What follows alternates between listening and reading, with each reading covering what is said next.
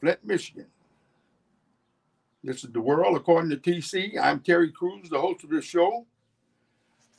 One thing I would like to talk about tonight, a classmate and cousin of mine, and I've talked to other classmates of mine from 1962. My cousin and classmate, Mr. Melvin Jackson, passed away today. This year we've had quite a few people pass away from Singleton.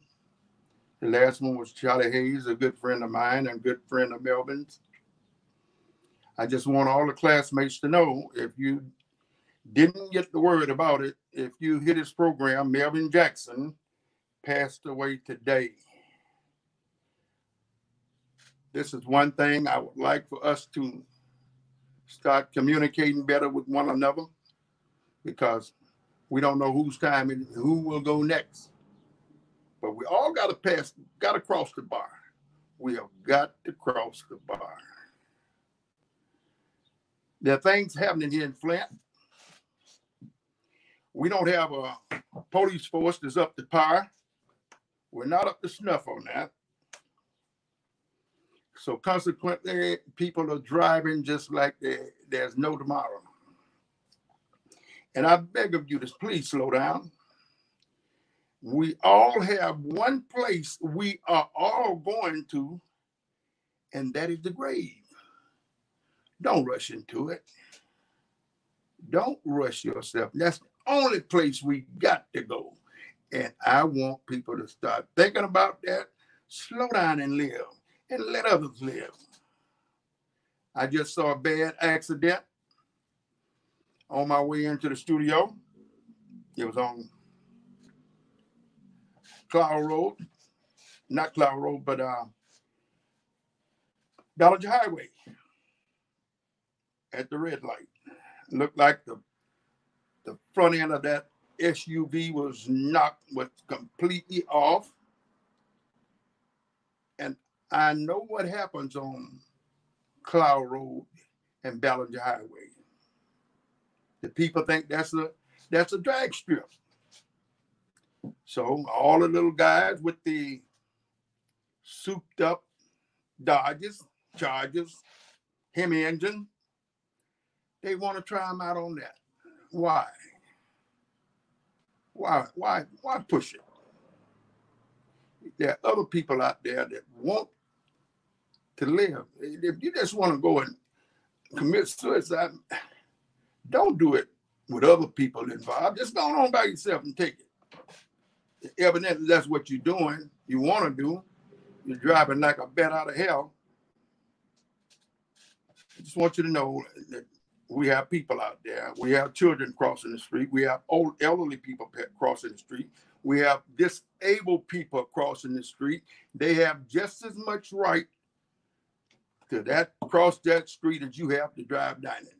And whether you know it or not, I see people that will turn the light in front of pedestrian crossing. The pedestrian has the right of way. If you're making a turn, you should stop and let that man cross. I don't know what it is. We seem to have lost all sense of reasoning. And I see enough brand new cars around here with front ends off of them to know that you got people out there running around with no insurance. And they have nobody to check them until there's an accident or somebody get killed. Why don't, ladies and gentlemen and young people, please slow down and give others a chance, please. Now, if you don't want to do that, just go on by yourself, man. Go on and take your own self out. Don't be trying to take others with you. And I'm not asking you to go kill yourself, but it seems as though that's what you want to do. I'm just glad to be this afternoon. I got a chance to talk with Melvin when I was down I saw him and I talked to him. When I came back home, I stayed in touch with him. I thought he was doing better. So evidently things turned for the worse. My cousin Charlie Shedrick called me about it. And as soon as I didn't get a chance to answer Charlie's call, and as soon as he hung up, Mary Chester, my dear darling cousin, beautiful lady from Marysville, Indiana. She is a sharp lady. I remember the first time I saw her in 1957. I didn't know she was my cousin, but I sure did like that lady that had that long ponytail. And Mary was such a, and pretty brown eyes. As soon as I, so that night, Melvin and I went sitting by Aunt Hattie, and I said, Melvin, did you see that girl from Arlington? He said, no, man, which girl are you talking about? That girl named Mary Chester. And my Aunt Hattie said, and Mary Chester, if that's the Chester, that's your cousin Isaac Chester's daughter. I said, oh, bust my bubble right there. And Aunt Hattie knew everybody. So I never did bring up any cousins around her again. So she finds some cousins. But I love Aunt Hattie. I love Melvin, Roosevelt, Emma Jean, Hardy. We all lived side by side for years. And it's great. And life was so simple then and so nice. And you know, we didn't have anything, but we didn't know it. We were so happy. We were so happy. We had such a lovely time. And people, some young people today, they don't know just how much fun we had growing up in the South. Black people growing up in the South. We had a lovely time. And I come here, most of the people here are from the South. Most of the blacks are from some place in the South or someplace on the East Coast, but not. We didn't pass the Statue of Liberty coming. We came in the back door. They put us through the back door, and we are all the same type of people. We all have our wants and desires, but it seems as though growing up we had more love for one another than I see today. People won't even speak to you. People will not speak to you. Speak to them, they look at you like you're crazy. That's the first thing I learned about being a Southern black man. Everybody spoke to everybody. White people spoke to you, black people spoke to you. No matter who you were, they spoke to you. But you came across that Mason-Dixon dying north, and the black people got where they won't speak to you, and the white folk look at you crazy if you speak to them. But some of them are from the South. They know what it's all about. They'll speak. It don't cost you not one red cent to speak to your fellow man. I think it will make you a better person. Just try it sometime. It's easy to say, good morning, sir. Good morning, ma'am. Good afternoon. Goodbye. Those are basic things you learn. Supposed to learn growing up. But sometimes I think some of the people in Flint didn't teach their kids anything. They won't speak to you. They're rude. They'll walk over you. I was at a store the other night trying to park my car, and this guy just blowed his horn. I said, man, what's wrong? He gonna pull in front. I want to park right by my cousin's truck. That's a stupid mess. And they're afraid they want to either park in front of the door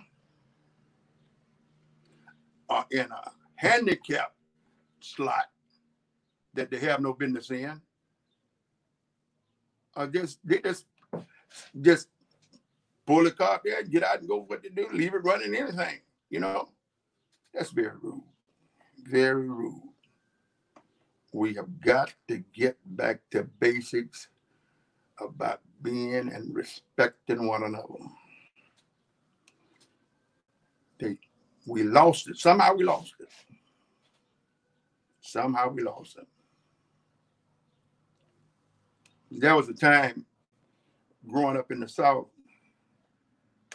we walked past a person's house and you didn't speak. And I'm telling you, my mother and them didn't have no telephone then. If you didn't speak, by the time you got home, I don't care if you was a mile away. I don't know, they must have sent up smoke signals or something because they knew it when you got there. You passed Miss Leela Wells' house and you didn't say a word. We didn't see her. She said she looked right in y'all face. And then, well, I don't know if she saw it. You trying to say Miss Leela lying? No, ma'am, we didn't say it. Next time you pass it, you better speak to her. That's nice. It was a good way of raising your children to respect the elders. I don't see that anymore. If you see anything that somebody trying to cuss them out or talk bad to them, nasty to them, that's not the way to live. One day, hopefully we'll all reach to be senior citizens one day. And it would be nice if somebody would come back and just say, good morning, how you doing? It's so nice. Just get back to basics. Get back to basics. Getting back to this reckless driving. This man passed me the other day.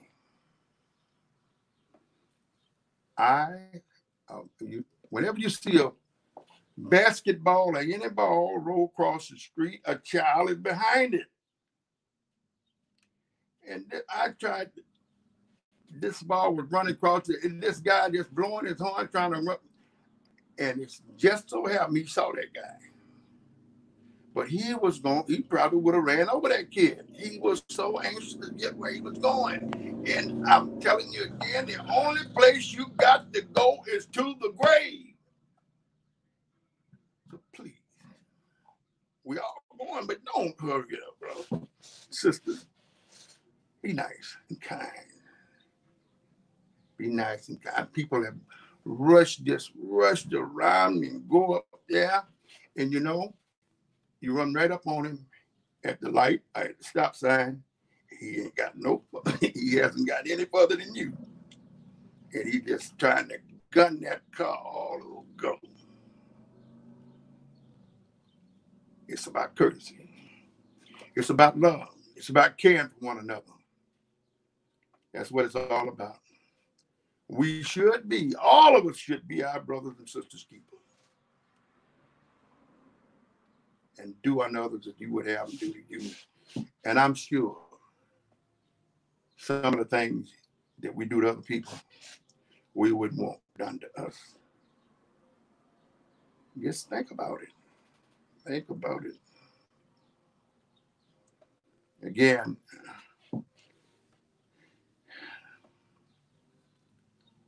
seniors in 1962, Melvin Jackson is a man we lost today. Right before him was Charlie Hayes. We had 62 people in our class. I don't know how many we got left now. Really don't know how many we got left.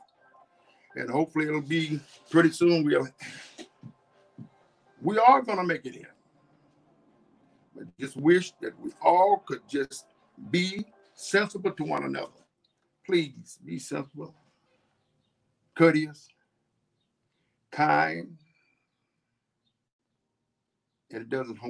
And courtesy is still in order. It's still nice to open the door for an elderly person or a man opening the door for a woman. It's still nice. And then you open the door for some of them, I know you're going to get that eye. Some of them don't want you to open the door for them. That's too bad. I did it. So if you don't, I'm sorry if I offended you by opening the door for you. I know y'all, excuse me, I believe in women live and everything else. Courtesy is there for everybody. For everybody. We have to learn how to treat our fellow man and just roll with the punches. Because these people, some people are just unlearned, untrained, and they don't care. Another thing, I'm still talking to our young black men. We got a chance to turn this thing around. We've been in this country 470 years. I have to stress this on this program every week. Let's do something for ourselves. Let's do something for ourselves. We don't need anybody to. The way has already been made, and if the way hasn't been made for you, you get up there and make your way. Don't stand around and wait for things to happen to you. You make something happen. You do that by getting up out of bed every morning, making voodoo, cleaning yourself up, getting out. If you don't have nothing to do, find something to do. There's plenty of money to be made out there. If you just don't want to work, shame on you. Because there were some people before us that had to work. And if you want anything, you're going to have to work. Because it's time out for playtime for us. Time's out. Time's out. Do something for our people. It's not enough for you to, I'm going to say it again, to go and just think something's going to fall from the clear blue sky, because it won't. Rain does. Leaves, stuff like that do. But you got to make something happen for yourself. You can get on your knees and stay there all day long, or 2 or 3 years. But you got to get up. If you believe, you got to get up off your knees and go do it. Make something happen. I try to make something happen every day. I try to accomplish something. I try to help someone if I can. If I see a person is struggling or in need. I saw a friend of mine today. He was working in his yard on Court Street. I passed by my son. I said, that's my friend. I passed by, came back to him and talked to him. I was glad to see him, and he was glad to see me. And I saw that my fellow man was ailing a little bit. I gave him my phone number and my address. Anytime, if he is not able to help himself and needs some help around his place, I'm more than willing to give myself to my fellow man. I got several people that I stop by and check on. These people, we're going to get old one day. And you think, oh, it won't happen to me. You might think it's not going to happen to you, but if you keep living, you are bound to reach that time when somebody might have to just open the door for you. Somebody just might have to give you a helping hand, and somebody might have to feed you. You don't know it. You don't know what's going to befall you. You don't know. I wish all of us could take a serious look at ourselves and look around us and see nothing stands still. Nothing stands still. Everything is moving. And this, one day we'll all be off of this scene and Hopefully the new people coming behind us will do better than we did. I think some of us did better than the people that brought us along. I think we did. But we should encourage each other, encourage our children to do better. Help someone along the way. If you could help somebody along the way, your living is not in vain. If you can't help anybody, something is wrong with you. And you need to sit down and take inventory of your life and see just what's going on with me. I tell you, I'm one, I know I have to take an inventory of myself regular, on a regular basis, because, you know, and every time I take that inventory, I see something I don't like. I see something that I don't like. I see a lot of things I don't like. I see some things I have to change, and some things that's instilled in me, I can't change. And that's my care for my fellow man. I can't change that. And I don't want to change it. Because I've been this way since I was 5 years old. Helping people, going to the store for the elderly. I started going to the store for the elderly because the lady next door to us, she sent me to the store because I bring the change back. She didn't send other people because they didn't bring the change back. And so she give me that money, go down to AJ's store and bring me, 6 Coca-Cola, Terry. Yes, ma'am. I do it with a smile on my face. And I never stopped doing it. It became a part of me. And I can't help it. If you're in Edison, Georgia, and you ask Samuel Williams, she'll tell you, yeah, it's just him. He can't help it. I got it. Got it from Claude Smart. And I'm proud of it. He was a man that guided me in a different and loving way in how to treat others. I learned how to treat others. Then I learned how to be firm and fair to my fellow man. Now, I'm not going to let you walk on me. Oh, no. Claude didn't teach us that. He taught do what you can for him, but stand your ground. And I ain't talking about getting out there with no pistol, like all these old people talking about stand your ground. You don't own no ground here on this earth. You own none. You're killing people about something that don't belong to you. You don't own it, my man. You don't own it, my sister. You don't own it. What are you trying to prove to yourself?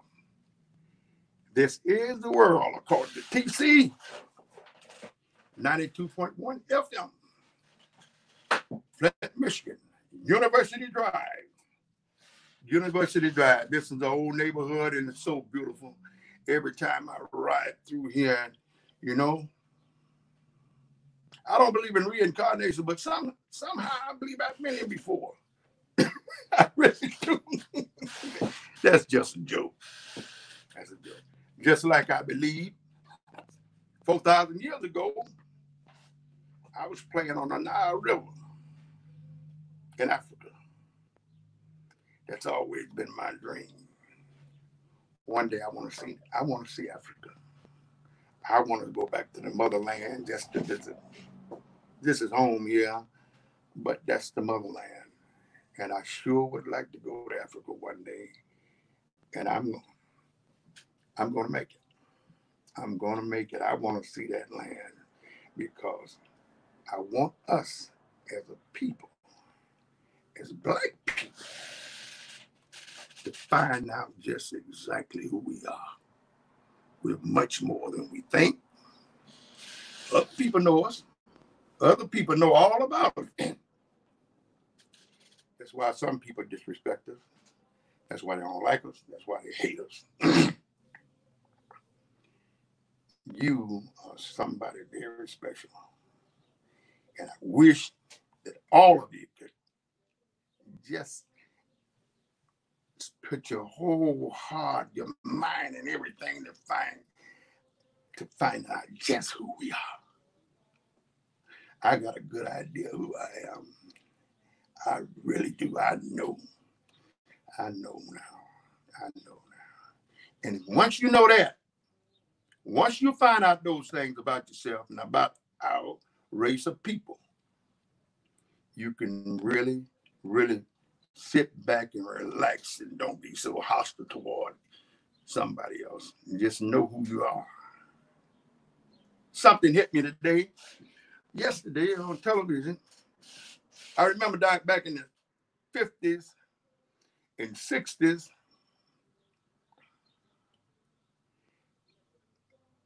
black people tried to lighten their faces, tried to lighten their skin up.